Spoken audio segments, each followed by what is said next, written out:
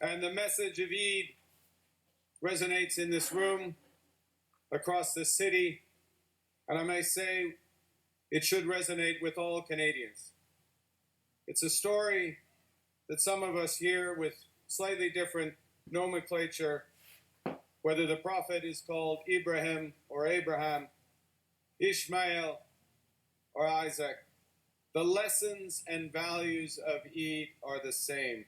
Canada, our Canada, is a diverse country, proud home to different languages, different beliefs, different cultures. Those are differences that make us unique and make us strong. We can pray differently, we can gather in different places of worship, but all of us come together, all of us must come together around the values of Eid. The values of community, of generosity, and yes, of sacrifice. These are Muslim values.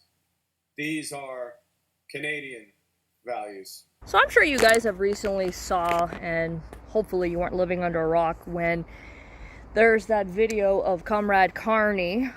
I guess it was the end of Eid, saying that Muslim values are Canadian values, and how did he define these things?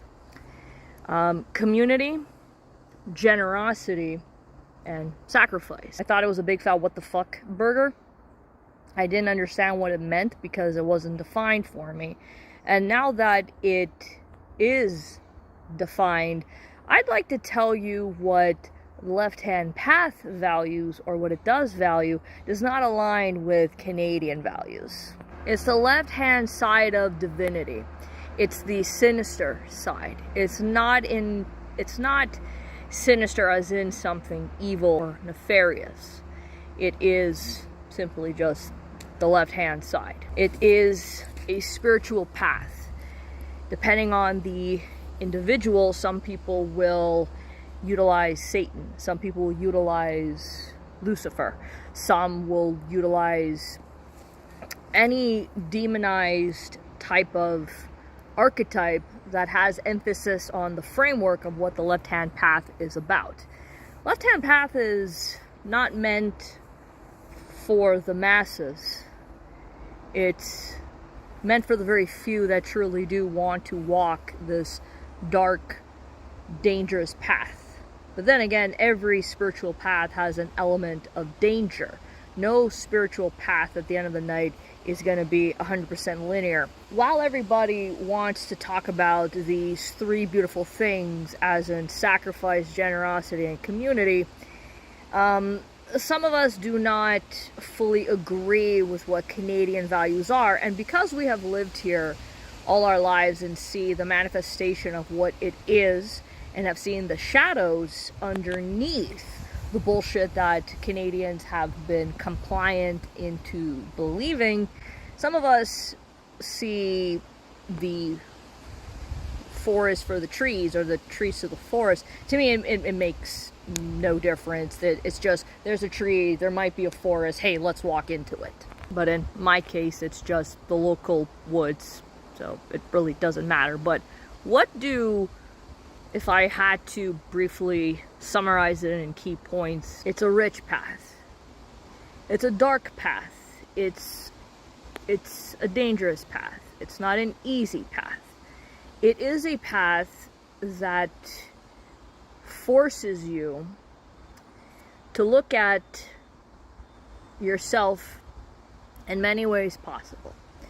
This path is about embracing your inner divinity. It's about illumination. Illuminating your black flame. There's a sense of autonomy. Embracing all aspects of yourself, good, bad, beautiful, and ugly, despite what the lamestream or the mainstream narrative of your country tells you. It's really focusing on the self. It's not necessarily a worship of the self. It is you honoring yourself. It is you taking care of yourself. It's you being autonomous. It's self-actualization. It is you reaching the ideal godhood that you have, that you want to embody. It becomes a living spiritual path. It's a rich one. But along the way, you will be dealing with your own inner chaos. You're going to be dealing with your own demons, traumas, and your own personal shadow, that Jungian shadow. You have that, and also you could, once you have a better understanding of this of yourself, you will intuitively, instinctually, and developing your own inner guidance or gnosis, you'll be able to tell and be able to read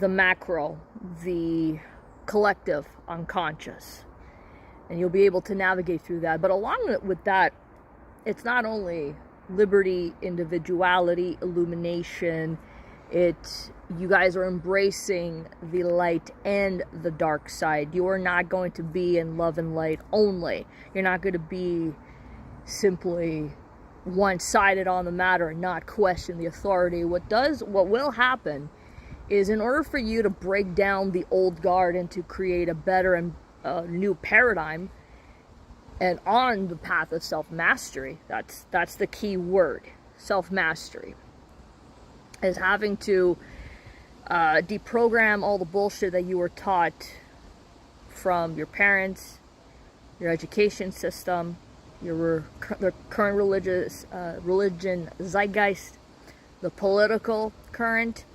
And you have every right to survive. You have every right to self-preserve.